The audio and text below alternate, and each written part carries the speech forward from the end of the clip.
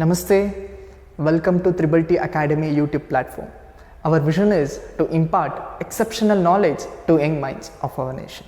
ಯಾರೆಲ್ಲ +1 +2 ನಿಮ್ಮ second PUC exams ಮುಗಿಸ್ಕೊಂಡು ಆರಾಮಾಗಿದ್ದೀರೋ ಅವ್ರಿಗೆ ಮತ್ತಷ್ಟು ಮಾಹಿತಿನ ಕೊಡೋದಕ್ಕೆ ಬಂದಿದ್ದೀನಿ. ಸೊ ಇನ್ನೇನು 1-2 ತಿಂಗಳಲ್ಲಿ ನಿಮಗೆ KCET ಎಕ್ಸಾಮ್ಸು ಮತ್ತು ನೀಟ್ ಎಕ್ಸಾಮ್ಸು ಬರ್ತಿದೆ. ಸೊ ಅದಕ್ಕೆ ಪ್ರಿಪೇರ್ ಆಗ್ತಿರೋರಿಗೆ ಕೆಲವೊಂದು ಇಂಪಾರ್ಟೆಂಟ್ ಮಾಹಿತಿಗಳನ್ನ ಕೊಡೋದಕ್ಕೆ ಇವತ್ತಿನ ವಿಡಿಯೋ ಮಾಡ್ತಿದ್ದೀನಿ. ಸೊ KCET ಎಕ್ಸಾಮ್ಸು 16th ಜೂನ್ಗೆ ಕಂಡಕ್ಟ್ ಆಗ್ತಿದೆ. ನೀಟ್ ಎಕ್ಸಾಮ್ಸು 17th ಜುಲೈಗೆ ಕಂಡಕ್ಟ್ ಆಗ್ತಿದೆ. ನೀಟ್ ಎಕ್ಸಾಮ್ಸ್ ಯಾರು ಕಂಡಕ್ಟ್ ಮಾಡ್ತಾರೆ? ಅದು NTA, that is National Testing Agency ಅವರು ಕಂಡಕ್ಟ್ ಮಾಡ್ತಾರೆ. ಈ ನೀಟ್ ಎಕ್ಸಾಮ್ಸು ಆಲ್ ಇಂಡಿಯಾ ಆಗಿರುತ್ತೆ.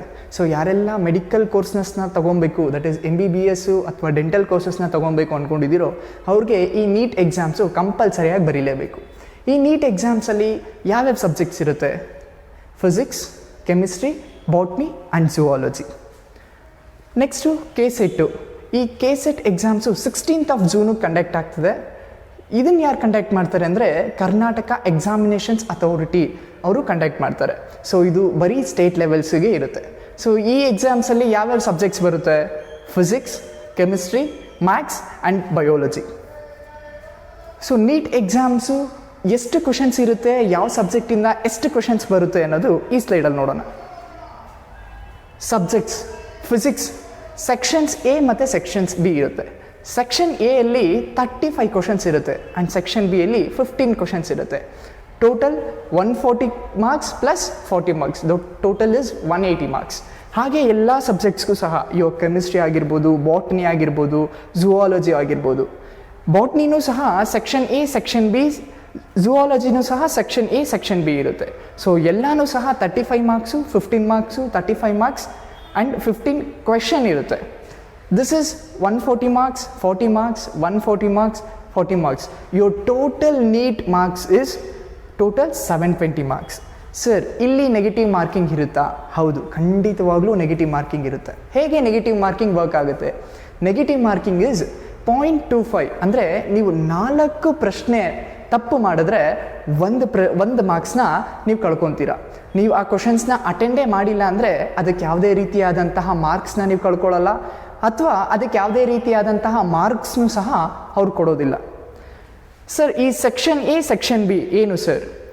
ಸೆಕ್ಷನ್ Bಗೆ ಕ್ವಶನ್ಸ್ ಯಾವ ರೀತಿಯಲ್ಲಿ ಬರಬಹುದು ಅಂದರೆ, ಕೆಲವೊಂದು ಕ್ವಶನ್ಸ್ಗೆ 4 ಆಪ್ಷನ್ಸ್ ಇರುತ್ತಲ್ವ, ಆ 4 ಆಪ್ಷನ್ಸಲ್ಲಿ 2-3 ಆಪ್ಷನ್ಸು ಸರಿಯಾದ ಉತ್ತರನೇ ಇರುತ್ತೆ. ಆದರೆ ನೀವೇನು ಮಾಡಬೇಕಿಲ್ಲಿ ಅಂದರೆ, ಆ 3 ಸರಿಯಾದ ಉತ್ತರದಲ್ಲಿ ಯಾವುದು ಬಹಳ ಅಂದರೆ ತುಂಬ ಮುಖ್ಯವಾಗಿ ಸರಿಯಾಗಿ ಯಾವುದು ಉತ್ತರ ಆಗಿರುತ್ತೋ ಅದಕ್ಕೆ ಟಿಕ್ ಮಾಡಿದ್ರೆ ಮಾತ್ರ ನೀವು 4 ಮಾರ್ಕ್ಸನ್ನು ಗಳಿಸ್ಬೋದು. ಪ್ರತಿಯೊಂದು ಕ್ವಶನು ಸಹ 4 ಮಾರ್ಕ್ಸ್ನ ಪಡ್ಕೊತೀರಾ. ಸೊ ಇದಿಷ್ಟು ನೀಟು. ಸೊ ಇನ್ನೇನು ಕೆಲವೇ 2 ತಿಂಗಳಲ್ಲಿ ನಿಮಗೆ ನೀಟ್ ಎಕ್ಸಾಮ್ಸ್ ಬರೋದ್ರಿಂದ ಎಲ್ಲರಿಗೂ ಸ್ವಲ್ಪ ಭಯ ಇರುತ್ತೆ. ಇಷ್ಟೊಂದು ಬಿಗ್ ಚಾಪ್ಟರ್ಸ್ ಇದೆ, ಇಷ್ಟೊಂದು ವಾಸ್ಟ್ ಸಿಲೆಬಸ್ ಇದೆ, ಇನ್ನೇ over A period of 2 months of time ಹೇಗೆ ಕವರ್ ಮಾಡ್ಬೋದು ನಾನು ಅಂತ ಯಾರೆಲ್ಲ ತೊಂದರೆ ಪಡ್ತಿದ್ದೀರೋ ಅವರೆಲ್ಲರಿಗೂ ನನ್ನ ಅನಿಸಿಕೆಯ ಒಂದು ಹಿಂಟನ್ನು ಕೊಡ್ತೀನಿ. ಏನಪ್ಪ ಅಂದರೆ, ಯಾವ ಸಬ್ಜೆಕ್ಟಲ್ಲಿ ನೀವು ಹೆಚ್ಚು ಕಾನ್ಸಂಟ್ರೇಟ್ ಮಾಡಿದ್ರೆ ನೀವು ಮಾರ್ಕ್ಸನ್ನು ಜಾಸ್ತಿ ಗಳಿಸ್ಬೋದು ಅನ್ನೋದು. ಮೊದಲನೇದಾಗಿ ಬಯಾಲಜಿಲಿ ಇಷ್ಟು ಚಾಪ್ಟರ್ಸ್ ಇದೆ. ಯಾವ ಚಾಪ್ಟರ್ಸ್ನ ನಾನು ಜಾಸ್ತಿ ಕಾನ್ಸಂಟ್ರೇಟ್ ಮಾಡಿದ್ರೆ ನಾನು ಹೆಚ್ಚು ಮಾರ್ಕ್ಸ್ನ ಗಳಿಸ್ಬೋದು? That is your human physiology. This for 20%, ಅಂದರೆ 100%ಅಲ್ಲಿ 20% ಈ ಚಾಪ್ಟರಿಂದನೇ ಬರೋ ಸಾಧ್ಯತೆ ಇದೆ. This is not as per the examination, this is only as per our analysis. Remember, this is only as per our analysis. So human ಫಿಸಿಯಾಲಜಿಯಿಂದ 20%ಗೆ ಬರುವಂಥ ಸಾಧ್ಯತೆ ಇದೆ. ನೆಕ್ಸ್ಟ್ ಜೆನೆಟಿಕ್ಸ್ ಆ್ಯಂಡ್ ಎವಲ್ಯೂಷನ್ಸಿಂದ 18% ಕ್ವಶನ್ಸು ಅಥವಾ 18% ಮಾರ್ಕ್ಸು ಬರೋ ಸಾಧ್ಯತೆ ಇದೆ. Next is diversity in living world, it is 14%. So ಇಷ್ಟು ಚಾಪ್ಟರ್ಸ್ ಮೇಲೆ ನೀವು ಕಾನ್ಸಂಟ್ರೇಟ್ ಮಾಡಿದ್ರೆ ನಿಮಗೆ ಹೆಚ್ಚು ಮಾರ್ಕ್ಸ್ನ ತೊಗೊಳ್ಳೋದಕ್ಕೆ in a short period of ಟೈಮಲ್ಲಿ ನಿಮ್ಗೆ ಹೆಲ್ಪ್ಫುಲ್ ಆಗುತ್ತೆ. ನೆಕ್ಸ್ಟ್ ಈಸ್ ಕೆಮಿಸ್ಟ್ರಿಲೂ ಸಹ chemical bonding and molecular structure, that is for 5%, and equilibrium, that is for 6%, thermodynamics, that is for 9% ಬರುತ್ತೆ, and another one is alcohols, phenols and ethers, that is for 8%. ಇಷ್ಟು ಚಾಪ್ಟರ್ಸ್ನ ನೀವು first complete ಮಾಡ್ಕೊಂಬಿಟ್ರೆ so that ಹೆಚ್ಚು ಮಾರ್ಕ್ಸ್ನ ನೀವು ಗಳಿಸ್ಬೋದು. ಆನಂತರ ಎಲ್ಲ ಚಾಪ್ಟರ್ಸನ್ನು ಸಹ ನೀವು ಕಂಪ್ಲೀಟ್ ಮಾಡ್ಕೊಬೋದು. ನೆಕ್ಸ್ಟ್ ಇಸ್ ಫಿಸಿಕ್ಸಲ್ಲೂ ಸಹ ಅಷ್ಟೇ. ಫಿಸಿಕ್ಸಲ್ಲಿ +1 +2 ನೀವು 3 ಸಬ್ಜೆಕ್ಟು ಸಹ +1 +2 that is your first P U chapters and second P U chapters ಎರಡೂ ಸಹ ನೀವು ತರೋವಾಗಿ ರಿವೈಸ್ ಮಾಡಬೇಕಾಗತ್ತೆ. ಫಿಸಿಕ್ಸಲ್ಲಿ ಬಂದ್ಬಿಟ್ಟು ಯೂನಿಟ್ ವೈಸ್ ನಿಮಗೆ ಮಾರ್ಕ್ ಅಲಾಟ್ಮೆಂಟ್ನ ಕೊಟ್ಟಿದ್ದೀವಿ. That is physical world and measurement is 2% of weightage ಇದೆ. Law of motion is 3% of weightage ಇದೆ. Work energy and power is 4%. Motions of system of particles and rigid body is 5%. So ಇದ್ರ ಬಗ್ಗೆ ನೀವು concentrate, ಈ ಯೂನಿಟ್ಸ್ನ ನೀವು concentrate ಮಾಡಿದ್ರೆ you can score good marks. This is only for first P U C. This is for second P U C physics. Electrostatics 9% ಬರುವಂಥ ಸಾಧ್ಯತೆ ಇದೆ. ಕರೆಂಟ್ ಎಲೆಕ್ಟ್ರಿಸಿಟಿ 8% ಬರುವಂಥ ಸಾಧ್ಯತೆ ಇದೆ. Optics is very important, that is 10% ಬರುವಂಥ ಸಾಧ್ಯತೆ ಇದೆ. ಎಲೆಕ್ಟ್ರಾನಿಕ್ ಡಿವೈಸಸ್ ದಟ್ ಈಸ್ 9% ಬರುವಂಥ ಸಾಧ್ಯತೆ ಇದೆ. ಸೊ ಇಷ್ಟನ್ನು ನೀವು ಮೈಂಡಲ್ಲಿ ಇಟ್ಕೊಂಡು ಮೊದಲು ಈ ಚಾಪ್ಟರ್ಗೆ ಹೆಚ್ಚು ಗಮನ ಕೊಟ್ಟು ನೀವು ಕ್ಲಿಯರ್ ಮಾಡ್ಕೊಳ್ತಾ ಹೋದರೆ ನೆಕ್ಸ್ಟ್ ಮುಂಬರುವ ಚಾಪ್ಟರ್ಸ್ನೆಲ್ಲ ನೀವು ಈಸಿಯಾಗಿ ತರೋ ಆಗ್ಬೋದು. ಜೊತೆಗೆ ಮಾರ್ಕ್ಸ್ನೂ ಸಹ ನೀವು ಜಾಸ್ತಿ ಪಡ್ಕೊಬೋದು.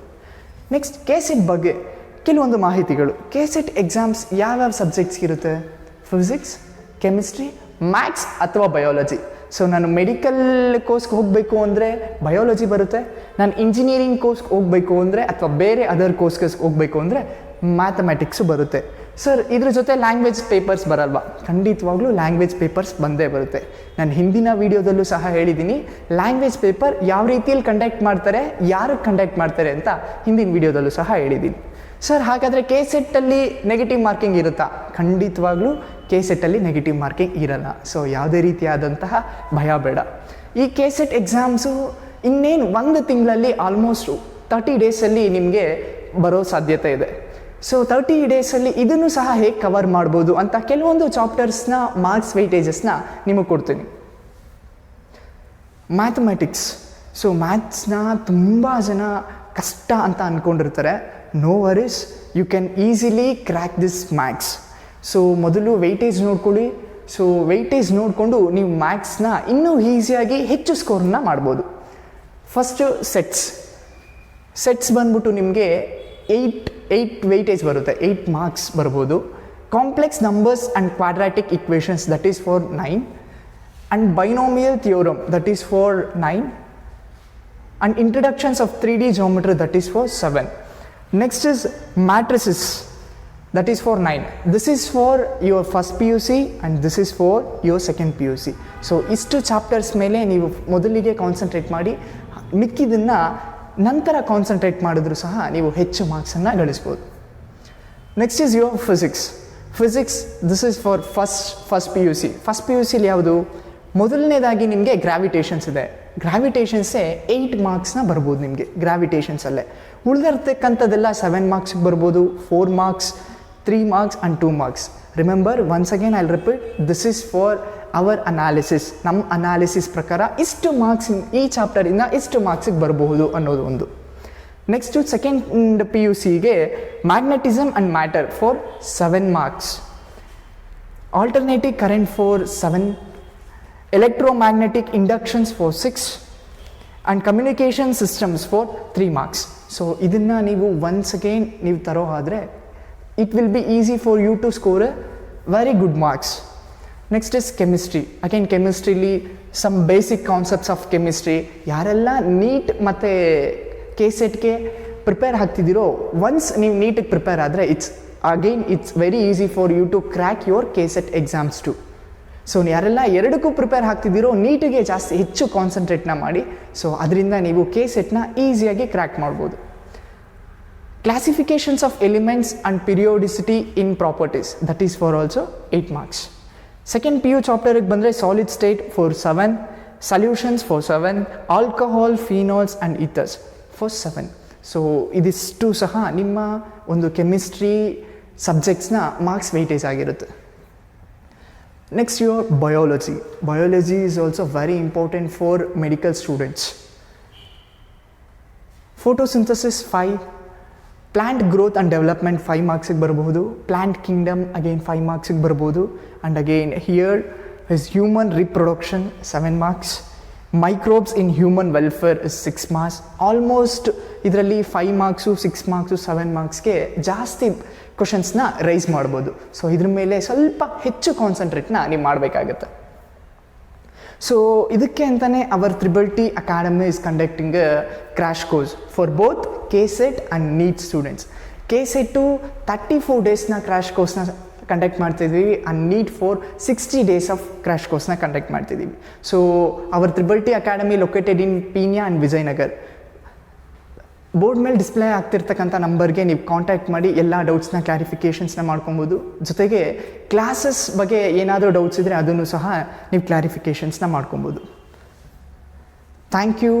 ಯಾರೆಲ್ಲ ಈ ವಿಡಿಯೋನ ನಿಮಗೆ ಮಾಹಿತಿ ಇಷ್ಟ ಆದರೆ, ಯೂಸ್ಫುಲ್ ಆದರೆ ದಯವಿಟ್ಟು ನಮ್ಮ ಯೂಟ್ಯೂಬ್ ಚಾನಲ್ಗೆ ಸಬ್ಸ್ಕ್ರೈಬ್ ಮಾಡಿ. ಹಾಗೆ ಪಕ್ಕದಲ್ಲಿ ಕಾಣಿಸ್ತಿರ್ತಕ್ಕಂಥ ಬೆಲ್ ಬಟನ್ನ ಒತ್ತೋದ್ರ ಮೂಲಕ ನಮ್ಮ ರೆಗ್ಯುಲರ್ ಅಪ್ಡೇಟ್ಸು, ರೆಗ್ಯುಲರ್ ವೀಡಿಯೋಸ್ನ ನೀವು ಅದರ ಮೂಲಕ ವಾಚ್ ಮಾಡ್ಬೋದು.